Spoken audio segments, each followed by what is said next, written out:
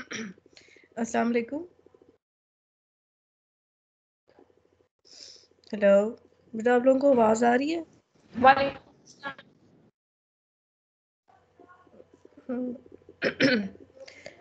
अच्छा, आप लोगों की क्लास फर्स्ट लॉट में थी ना? फंक्शनल की आपकी क्लास फर्स्ट लॉट में ही थी ना? नो मैम, सेकंड में थी। तो फर्स्ट लॉट में किसकी क्लास थी? मैम फर्स्ट लॉट में नहीं थी कोई भी क्लास। अच्छा, आपकी सेकंड में थी?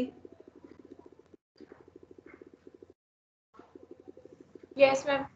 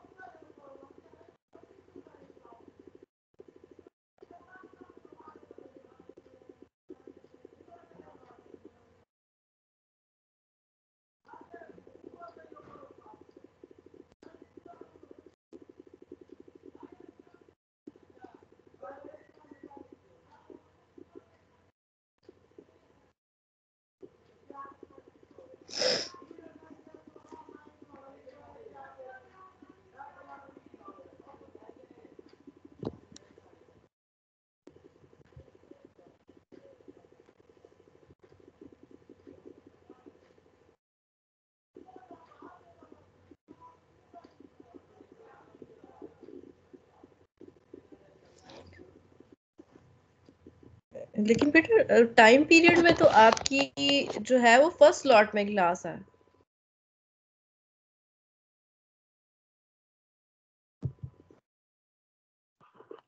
सेकेंड स्लॉट में है मैम सीएससी क्लास।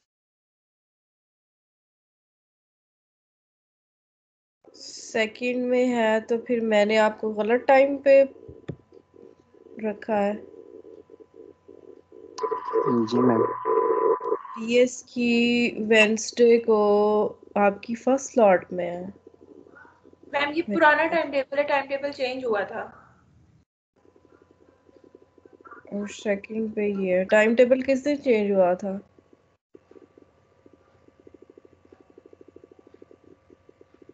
मैम वो मार्च के स्टार्ट में ही चेंज हुआ है।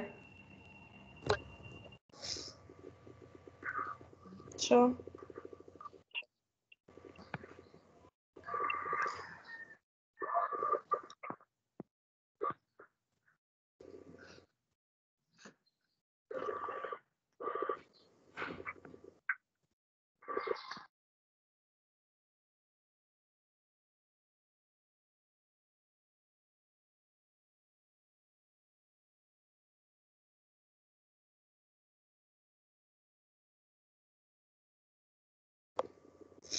चलो मैंने आपका लेक्चर तो अपलोड कर दिया है, तो लेक्चर फिर देख लेते हैं।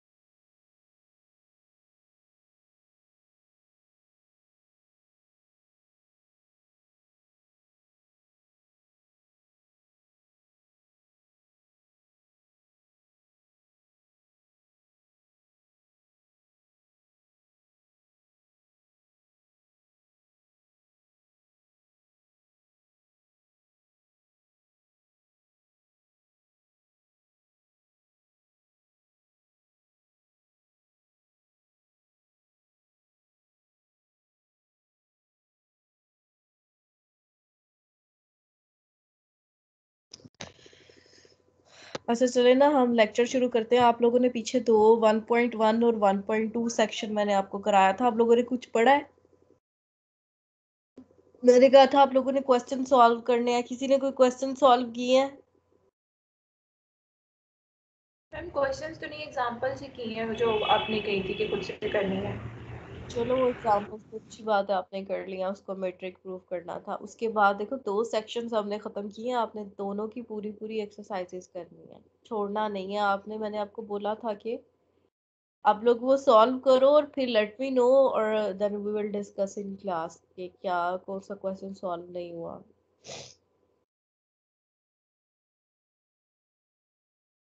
तो देखो इस पे आप लोगों को ज्यादा पढ़ने की जरूरत है, और उस लिहाज से आप लोग मुझे बता दिया करो। इवन अगर आपको डिस्कशन क्लास के लिए अलग से टाइम भी चाहिए तो वो भी हम अलग से इस पे रख सकते हैं।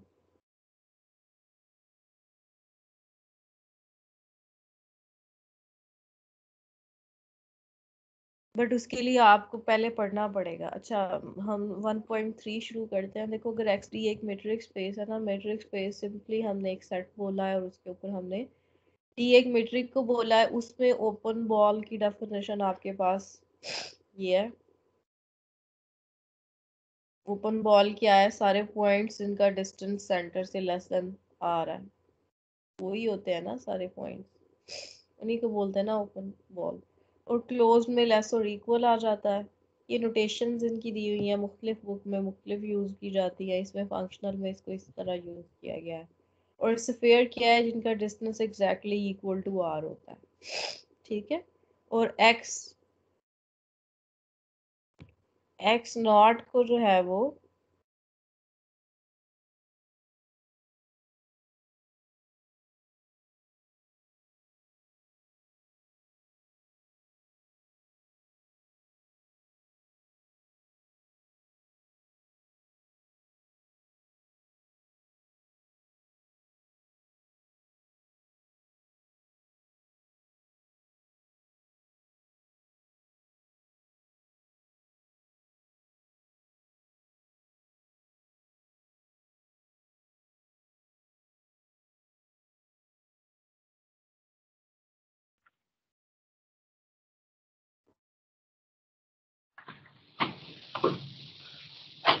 ठीक है। ये आपके पास क्लोज्ड बॉल, ओपन बॉल और स्फीयर की डेफिनेशन है, ठीक। एक्स नॉट को आप सेंटर बोलते हैं और आर को आप रेडियस बोलते हैं। तो ये इट इज वेरी क्लियर कि स्फीयर जो है क्लोज्ड बॉल में से ओपन को निकाल दें तो बाकी बाउंड्री रह जाती है, और इसी को ही आप स्फीयर बोलते हैं, ठीक है। तो देखो अगर आपके पास मैम ये सिंपल स्क्वायर के रिपीट कर दे। स्फीयर क्या होता है? स्फीयर बाउंड्री को बोल रहे हैं ना हम। एक आपके पास क्लोज्ड बॉल है, क्लोज्ड बॉल क्या है? जिसमें बाउंड्री भी इंक्लूडेड है। ओपन बॉल क्या है? जिसमें बाउंड्री इंक्लूडेड नहीं है। क्लोज्ड बॉल में से ओपन को माइनस करेंगे तो कौन से पॉइंट्स बचेंगे? सारे स्फीयर के पॉइंट्स बच जाएंगे, ठीक है।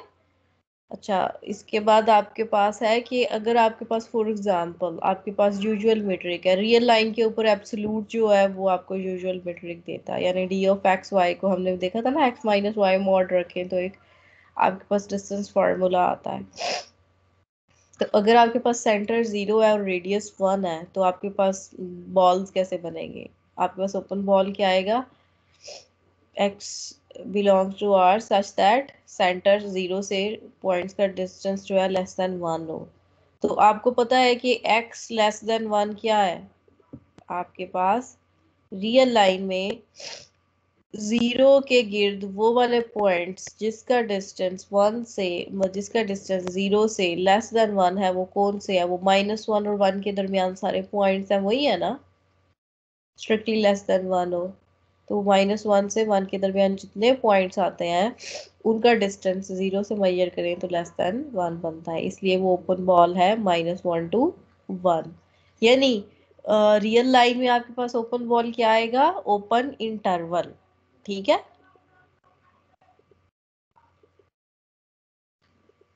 इसी तरह अगर आप रियल लाइन में क्लोज्ड इंटरवल जो है वो एवेलुएट करने की कोशिश करेंगे तो आपके पास dx 0 लेस और इक्वल टू 1 आना चाहिए, यानी वो सारे पॉइंट्स जिनका डिस्टेंस 0 से लेस और इक्वल टू 1 है, तो वो कौन से पॉइंट है, -1 और 1 के दरमियान जितने भी पॉइंट्स हैं included -1 and 1। So closed ball इसमें हमारे पास क्लोज्ड इंटरवल आता है -1 to 1। ठीक है। फिर उसके बाद आपके पास सफेयर क्या है, सफेयर में उसने कहा है x का 0 से डिस्टेंस एग्जैक्टली इक्वल टू 1 होना चाहिए। ये x का यानी पॉइंट्स का 0 से distance less exactly equal to 1 होना चाहिए। तो वो कौन से दो पॉइंट्स हैं जिनका डिस्टेंस 0 से एग्जैक्टली इक्वल टू 1 है, -1 का 0 से डिस्टेंस एग्जैक्टली इक्वल टू 1 है और 1 का डिस्टेंस 0 से एग्जैक्टली इक्वल टू 1 है। तो इस केस में आपके पास बाउंड्री क्या आती है, -1 और 1 दो पॉइंट्स। ठीक है। इसके बाद आपके पास है एग्जांपल आर स्क्वायर में, R square B endowed with Euclidean metric dxy। देखो यूक्लिडियन मीट्रिक इसी तरह ही आप लेते हो ना, सिंपल जो पॉइंट टू पॉइंट डिस्टेंस है आर स्क्वायर में, अगर x है उसके ऑर्डिनेट xi1 xi2 है और y के ऑर्डिनेट्स η1 η2 है, तो दोनों के दरमियान डिस्टेंस इसी तरह हमने फाइंड आउट किया था ना, पहले ऑर्डिनेट में से पहले वाला माइनस कर दो, स्क्वायर ले लो, दूसरे में से दूसरा उसका स्क्वायर ले लो। ठीक है। तो इस केस में आपके पास ओपन बॉल क्या आता है, इस केस में देखो आप सारे पॉइंट्स B01 वो क्या है कि B01 का मतलब ये है कि बॉल सेंटर्ड एट 0, 0 मतलब ओरिजिन विद रेडियस 1।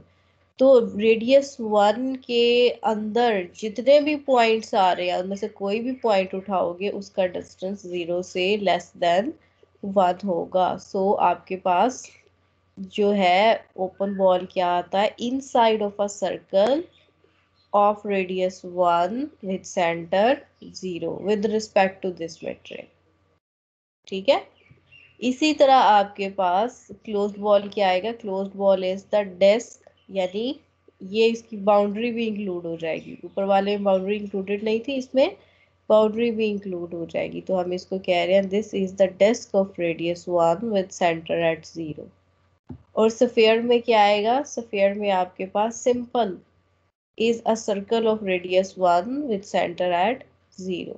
ठीक है। ये आपके पास देखो जैसे जैसे आपके पास इसके ऊपर अगर आप डी चेंज करते जाओगे ना, शेप्स चेंज होती जाएगी। आर स्क्वायर में एक और मेट्रिक हमने पढ़ी थी, उस मेट्रिक के लिहाज से आप देखो कि आपके पास जो है वो ओपन और क्लोज्ड बॉल की शक्लें कैसी बनती हैं, ये आपने आज जाके देखना है खुद से। ठीक है। मैंने आपको क्या कहा है कि आपने आर स्क्वायर के ऊपर एक और मीट्रिक है डी, वो जो हमने लास्ट टाइम डिस्कस की थी, ठीक है, जो कि वो सम था, दो ऑर्डिनेट्स में डिफरेंस लिया हुआ था और उसके बाद उनका एब्सोल्यूट लेके सम लिया हुआ था। उसके लिहाज से आपने देखना है कि आर स्क्वायर में ओपन बॉल की क्या शेप बन रही है, क्लोज्ड बॉल की क्या शेप बन रही है और स्क्वायर की क्या शेप बन रही है। ठीक है। यहाँ तक कोई प्रॉब्लम तो नहीं है। चलो आगे चलते हैं। फिर आगे आपके पास डेफिनेशन है कि अगर आपके पास एक मैट्रिक्स स्पेस है, a subset is set to be open, और हमने ओपन अब कब कहना है, अब देखो हमने ओपन और क्लोज्ड बॉल की डेफिनेशन कर दी है, अब हम एक सबसेट को ओपन उस वक्त करेंगे कहेंगे कि अगर हर पॉइंट के गिर्द जो है उसके एक ओपन बॉल होगा तो उस सेट को आप ओपन कह देंगे। A subset is set to be open if it is contained in an open ball, if it contains an open ball centred at each of its point. यानी आप एक सेट को ओपन उसको कहेंगे जब आप उसका कोई भी पॉइंट उठाए, उसके अंदर आप देखेंगे उसके अराउंड आप एक बॉल बना सकते हैं जो कि प्रॉपरली सेट में ही कंटेन हो। अगर कोई ऐसा सेट आपको नज़र आता है जिसका एक पॉइंट उठाने से प्रॉपरली उसके गिर्द आप ओपन बॉल नहीं बना सकते, तो फिर इसका क्या मतलब है कि वो ओपन सेट नहीं है। हमने अभी क्या देखा है कि रियल लाइन के अंदर ओपन इंटरवल्स जो है वो ओपन बॉल्स है, क्लोज इंटरवल्स क्लोज बॉल है। और ओपन इंटरवल कौन से, जहाँ सेंटर है उसके गिर्द उतना ही रेडियस छोड़ दो उसके राइट और लेफ्ट पे, तो आपके पास वो जो ओपन इंटरवल बनेगा वो बेसिकली ओपन बॉल होगा। समझ आ गई? तो अब जब भी हम रियल लाइन पे इमेजिन करेंगे ओपन बॉल, तो वो बेसिकली ओपन इंटरवल्स होंगे। ठीक है। A subset K is said to be closed if its complement is open, तो वो क्लोज की डेफिनेशन वाया ओपन सेट ही है बेसिकली। देखो, अब अगर आपके पास 0 1 ओपन इंटरवल है, तो क्या ये ओपन सेट है?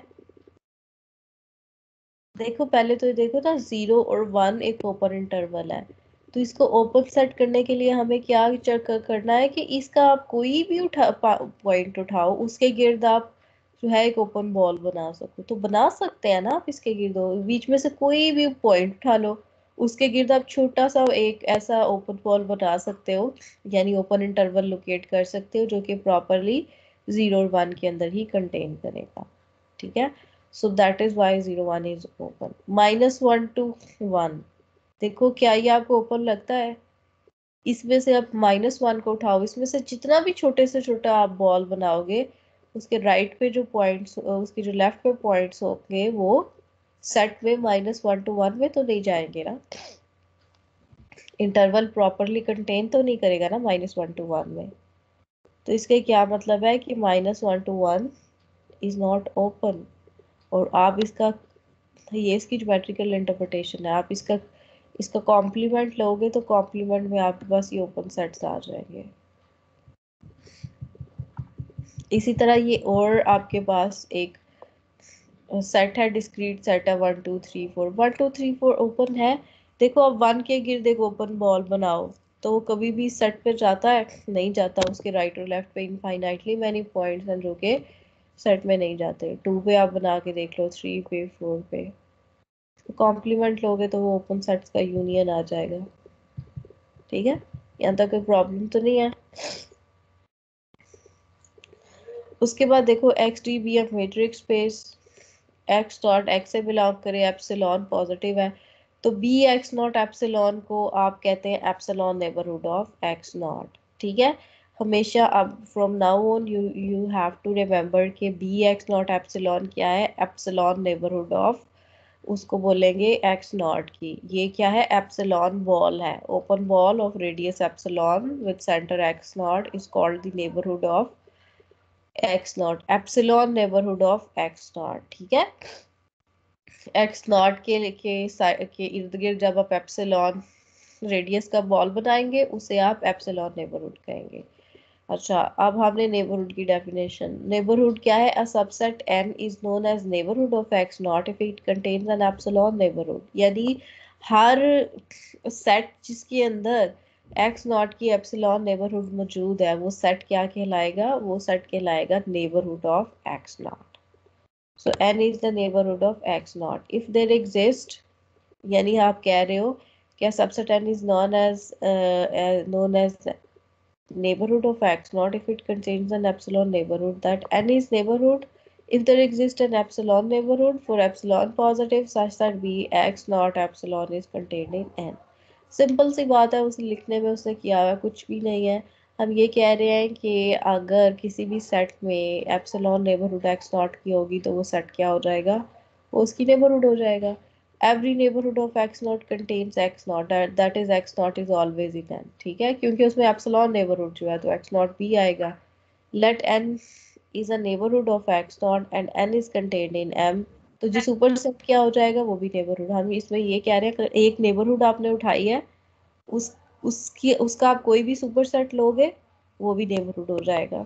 ठीक है ना, उसमें वो एप्सिलॉन नेबरहुड ऑटोमेटिकली आ जाएगी। देखो ये आपके पास n नेबरहुड है, अगर n नेबरहुड है एक्स नॉट की तो इसके अंदर एप्सिलॉन नेबरहुड होगा। एप्सिलॉन नेबरहुड ये है ओपन बॉल, ठीक है, ऑफ रेडियस एप्सिलॉन। उसका कोई भी सुपर सेट उठाओगे उसमें ऑटोमेटिकली ये एप्सिलॉन नेबरहुड आ जाएगा, तो m भी एक नेबरहुड हो जाएगा। फॉर एग्जाम्पल आप रियल लाइन उठाओ, रियल लाइन में आप एक्स नॉट को 1 लो और n को आप 0 to 5 ले लो, 0 से क्लोज्ड 5 से ओपन, तो क्या ये आपके पास 1 की नेबरहुड बन रहा है? ऑब्वियसली ये 1 की नेबरहुड बन रहा है। 1 के गिर्द आप छोटा सा कोई भी एप्सिलॉन ले लो, तो वो जो एप्सिलॉन नेबरहुड आएगा वो 0 to 1 में कंटेन करेगा, ठीक है। लेकिन n जो है वो बोले एप्सिलॉन हमारे पास आर्बिट्रेरी होगा। एप्सिलॉन आपने खुद ही से छोटा कोई भी चूज कर लेना जो कि आसानी से उस सेट के अंदर फिट हो जाए, गिवन नहीं मैम होगा। अगर एप्सिलॉन ऐसा हो जो इस सेट से बड़ा हो, यानी 0 5 से एक्सटेंड नहीं कर रहा हो, तो फिर तो नहीं नहीं होगा ना। नहीं, वो आपने लेना ही ऐसा है जो सेट के अंदर आ जाए। अगर आप इसके लिए 10 एप्सिलॉन लोगे तो वो तो नहीं आएगा, लेकिन हमें तो एक कोई नेबरहुड चाहिए ना, तो हम कोई छोटी लेंगे। हमें कोई एक चाहिए, हमने सारी एप्सिलॉन नेबरहुड्स को बीच में फिट नहीं करना है। हमें कोई एक नेबरहुड चाहिए होगी जो कि सेट के अंदर आ जाएगी, तो फिर हम कहेंगे कि ये जो है बेसिकली एप्सिलॉन नेबरहुड इसके अंदर आ रही है, तो ये जो सेट है ये 1 की नेबरहुड है, मतलब 0 से क्लोज्ड है, 5 से ओपन है, तो 1 की एक नेबरहुड आप डाल सकते हो। आपको बड़ी लेने की क्या जरूरत है? अगर आप बड़ी ले रहे हो तो मैं छोटी ले लूंगी तो नेबरहुड बन जाएगा। You get it? अच्छा, अब आप देखो कि क्या ये 0 की n जो है 0 की नेबरहुड हो सकता है। देखो 0 से ये क्लोज्ड है, 0 के गिर्द छोटे से छोटा भी आप इंटरवल ड्रॉ करोगे, वो जो इसके लेफ्ट साइड पे पॉइंट्स हैं वो बाहर चले जाएंगे, वो नेबरहुड प्रॉपरली इसके अंदर कंटेन नहीं करेगी। तो ये जो 0 1 क्लोज्ड इंटरवल है, 0 से क्लोज्ड, ये 0 की नेबरहुड नहीं है, 1 की नेबरहुड हो सकता है। इसके अंदर जितने पॉइंट्स है 0 5 उनकी नेबरहुड हो सकता है, लेकिन ये 0 की नेबरहुड नहीं है, ठीक है। इसी तरह ये 5 की नेबरहुड भी नहीं है। 5 के भी गिर्द जब भी आप एप्सिलॉन नेबरहुड लोगे तो उसके राइट वाले पॉइंट्स जो है वो सेट से बाहर चले जाएंगे, चाहे जितना भी छोटा आप नेबरहुड ले लो,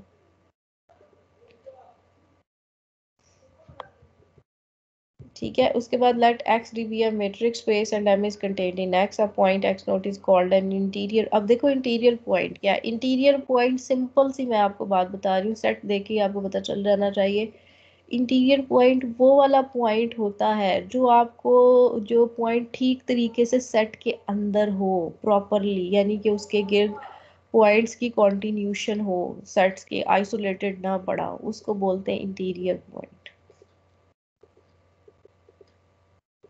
और इंटीरियर पॉइंट होने का मतलब ये है कि मतलब उसके गिर्द पॉइंट्स जो है वो काफ़ी सारे सेट के पड़े हुए हों, कि उसको टीयर अपार्ट ना किया जाए और अंदर हो उसके। तो इसकी डेफिनेशन हम इस तरह लिखेंगे, a point is called an interior point, के पॉइंट के गिर्द एटलीस्ट 1 एप्सिलॉन नेबरहुड हो जो कि सेट के अंदर हो, ये हम कहेंगे। सो हम कहते हैं कि अब point x not is called an interior point if the set is itself a neighbourhood of x not.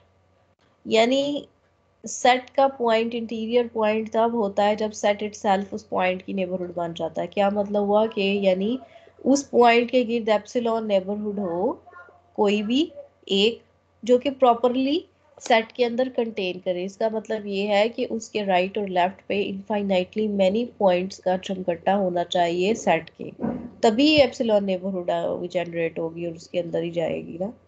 So the set of all interior points of M is denoted by M naught, or interior of M. Interior of M is the largest open set contained in M. ये शायद आपने topology में भी पढ़ा है, ठीक है।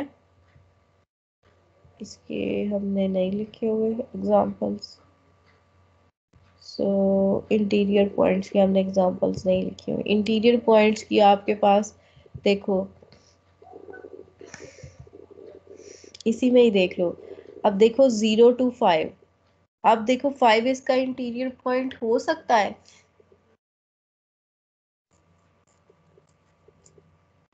देखो 5 इसका इंटीरियर पॉइंट नहीं हो सकता, क्योंकि 5 जो है बेसिकली n5 की नेबरहुड नहीं है। यानी 5 के गिर्द आप कोई भी एप्सिलॉन नेबरहुड नहीं ले सकते हो जो कि प्रॉपरली इसके अंदर कंटेन करे। 5 के गिर्द लेने की कोशिश करोगे तो ये जो राइट पे पॉइंट्स है वो सेट के अंदर नहीं आएंगे, तो छोटी से छोटी भी नेबरहुड उठाओगे वो इसके अंदर कंटेन नहीं करेगी, ठीक है।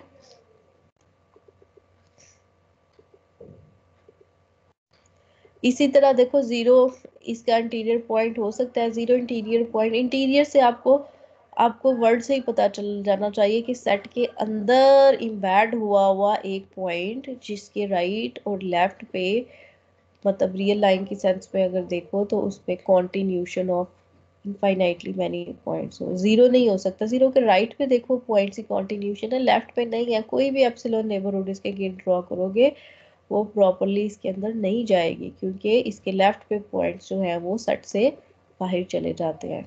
वन इसका इंटीरियर पॉइंट, ऑब्वियसली वन इसका इंटीरियर पॉइंट, इसके गिर्द एप्सिलॉन नेबरहुड है। इसके अलावा इसके अलावा 0 और 5 के दरमियान जितने पॉइंट्स हैं वो बेसिकली इंटीरियर पॉइंट्स हैं। ठीक है, अब देखो, अब हमने बनाना है मैट्रिक्स स्पेस को topology. Let X D be a metric space and top be the collection of all open subsets of X. Open subsets क्या है? ओपन सबसेट्स किससे डिफाइन कर रहे हैं? ओपन बॉल से हम डिफाइन कर रहे हैं। और ओपन सबसेट क्या है? जिसके गिर्द आपके पास ओपन बॉल्स है, हर पॉइंट के सेट के हर पॉइंट के गिर्द ओपन बॉल्स हैं जो कि कंटेन सेट में ही कर रहे हैं।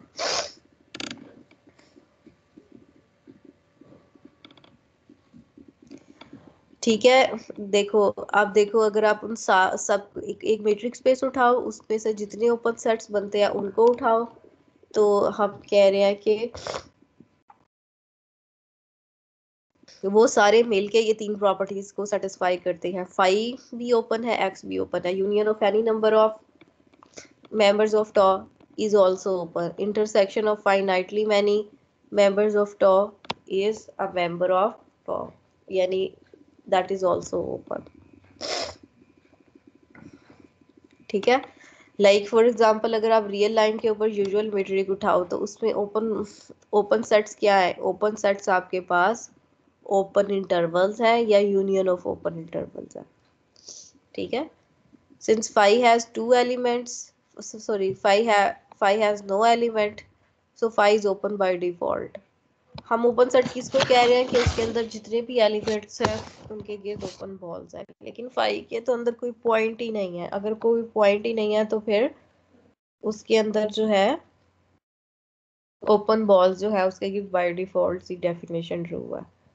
अब अगर आप एक्स में से कोई भी एलिमेंट उठाओ तो उसके अंदर कोई भी ओपन बॉल बनाओ तो स्पेस के अंदर ही इंक्लूड करेगा ना, for some R positive, space से बाहर तो नहीं जाएगा, as x is the whole space, so x is open। फिर आप u1 u2 up to so on collection of open sets उठाओ, x उसके यूनियन से ले लो, तो x एटलीस्ट एक ओपन सेट से तो बिलोंग करेगा ना, हम उसको कहते हैं uk चूंकि ओपन है तो there is an open ball be around x। ठीक है, सही है, यही डेफिनेशन है ना ओपन सेट की। So that x belongs to that open ball B which is contained in UK which is contained in union। तो इसका मतलब x is contained in B, B is contained in union of open sets। तो इसका मतलब ये open ball भी union of open sets में आ गया। सो इसका मतलब यूनियन ऑफ ओपन सेट जो है वो भी ओपन है। अब अगर आप फाइनाइट इंटरसेक्शन से एक पॉइंट उठाओगे तो इसका मतलब आपने सारे सेट से उठा लिया। ठीक है, क्योंकि सारे के सारे ओपन है तो हर सेट के अंदर आपके पास जो है वो ओपन बॉल्स आ जाएंगे जो कि y उनमें कंटेन करेगा। So for each I there exist B I around y in each M I, so y belongs to B I which is contained in M I. तो इसका मतलब ये है कि y belongs to intersection of V I which is contained in intersection of M I. तो open balls का इंटरसेक्शन चूंकि ओपन है so there exists an open ball B around Y such that Y is contained in B which is contained in intersection of the sets। ठीक है, so Y belongs to B which is contained in intersection of MI, so this implies intersection of MI is open set। तो अगर आपको आए कि matrix space is a topological space तो आपने कैसे सॉल्व करना है? आपने consider the collection of all open subsets of matrix space x D. तो आप जो ऊपर वाली तीनों प्रॉपर्टीज मेंशन कर देनी है कि फाइव भी ओपन है, एक्स भी ओपन है, यूनियन उठाएं आप इनफाइनाइटली मैनी ओपन सेट्स की, वो भी ओपन है, intersection finitely very open sets की उठाए वो भी ओपन। यहाँ तक की प्रॉब्लम है आप लोगों को?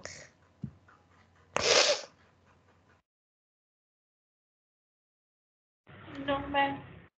उसके बाद ना देखो आपके पास ना कॉन्टिन्यूटी आती है, एक स्पेस से दूसरी स्पेस में कॉन्टिन्यूस मेट्री। आप कैसे लिखते हो continuous mapping? Let X is a mapping from X to Y. X के ऊपर मीट्रिक डी है, वाई के ऊपर मीट्रिक डी टिल्डा है, तो वो कॉन्टिन्यूस उस वक्त होगी जब for every epsilon positive there exist a delta X not पे कॉन्टिन्यूटी देख रहे हो।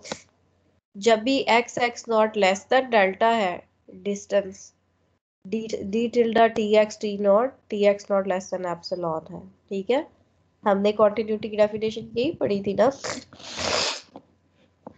कि जब भी आपके पास x जो है वो डेल्टा नेबरहुड से बिलोंग करेगा, T of x epsilon neighbourhood पे बिलोंग करेगा।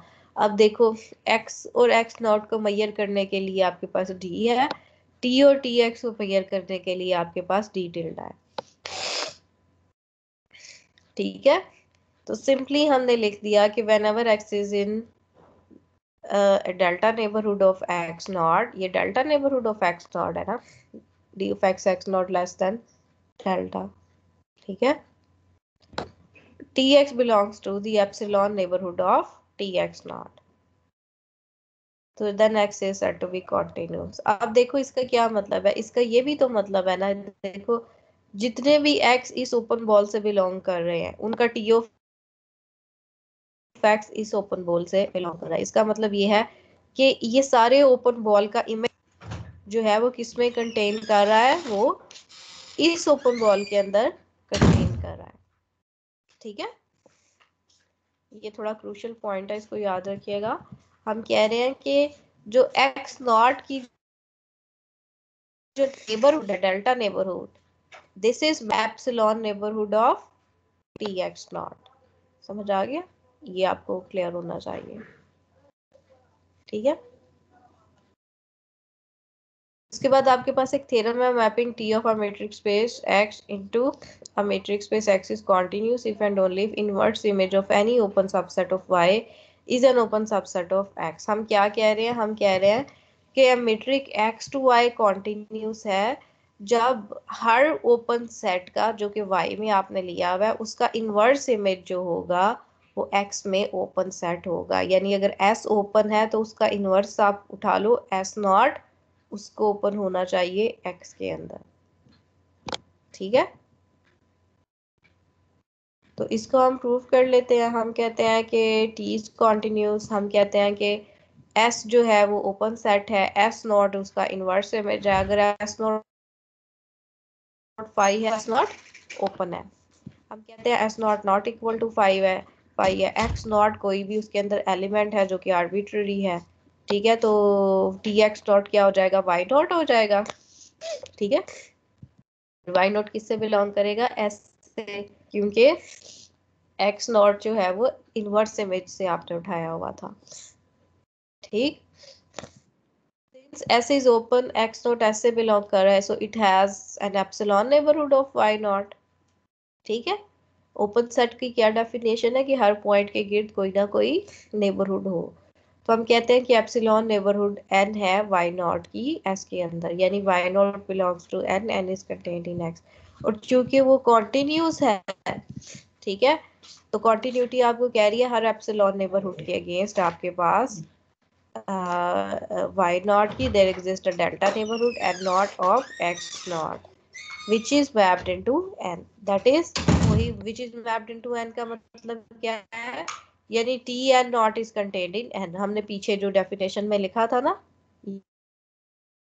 ये नोट, ये दिस वन के इसका इस बेसिकली इस स्टेटमेंट का मतलब क्या है कि सारी की सारी ये जो डेल्टा नेबरहुड है ये किस में मैप हो रही है? ये एप्सिलॉन नेबरहुड के अंदर मैप हो रही है। ठीक है, तो ये आपके पास आ गया T N naught is contained in N. Since देखो एन चूंकि एस में कंटेन कर रहा है तो इसका मतलब ये है कि आपके पास जो एन नॉट है वो एस नॉट पे कंटेन करेगा, सो बाहर तो नहीं जाएगा ना। सो इससे आपके पास क्या आ गया? एक नेबरहुड आ गई एक्स नॉट की एस नॉट के अंदर। तो एक्स नॉट का इसका मतलब ये है कि हर पॉइंट के गिर्द एक नेबरहुड आप बना सकते हैं जो कि सेट के अंदर कंटेन करेगी। So S naught is open. So conversely, assume that the inverse image of every open set in Y is open set in X. Then for every X naught and epsilon neighborhood N of T X naught, the inverse image N naught of N is open. ठीक है? Since N is open and N naught contains X naught. ठीक है? So N naught also contains a delta neighborhood of X naught which is mapped into N because N naught is mapped. ठीक है? That is T N naught is contained in N. So इसका मतलब ये है कि T A continuous mapping है। ठीक है? अच्छा, आज का लेक्चर यहीं पे ख़त्म करते हैं, बाकी इंशाल्लाह कल करेंगे। ठीक है? कल आपकी कौन सी स्लॉट फ्री है? कल आपका 2 बजे कल लेक्चर रख दें? हेलो हेलो बेटा, आप लोग सुन रहे हो? हाँ, कल आपका कोई लेक्चर आपका जो है वो 2 बजे लेक्चर रख दूं? मैम हमारी कल क्लासेस हैं, 2 क्लासेस हैं फर्स्ट सेकंड स्लॉट में।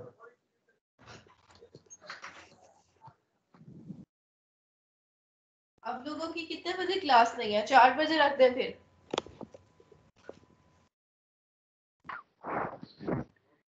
एक मिनट मैम, मैं टाइम टेबल चेक कर लेता हूँ।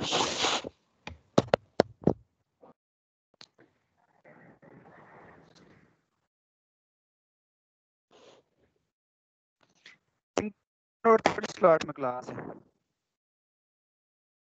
कौन से स्लॉट में? सेकंड और थर्ड में 2:20 पे रख सकती हैं मैम। चलो ठीक है मैम, आपकी ना आपको नोटिफिकेशन आ जाएगा। ठीक है? ठीक मैम, 4 बजे से पहले रखिए, एक बार फिर बच्चों को इश्यूज होते हैं, नहीं ले सकते वो। चलो ठीक है, देख लेते हैं। देखो, जिन लोगों को इश्यूज है, आप लोग इतने बीच में क्वेश्चंस तो पूछते नहीं हो आप, तो जिनको इश्यूज है वो बाद में इसकी रिकॉर्डिंग सुन लें, मैम वो क्योंकि फिर आप लोगों ने रिकॉर्डिंग सिस्टम में तो आता है। आप लोगों ने भी तो रिकॉर्डिंग ही ऑन करनी होती है ना। आप लोग बीच में इतना वो करते तो हो नहीं हो, सुन तो रहे नहीं होते।